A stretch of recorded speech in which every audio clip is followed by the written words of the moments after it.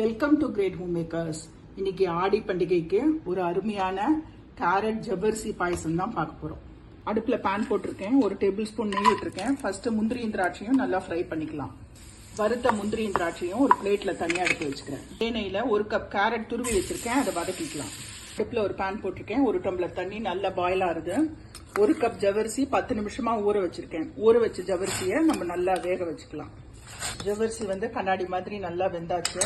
இப்போ இதுல நம்ம வதக்கி வச்ச கேரட்டை ஆட் பண்ணிக்கலாம்.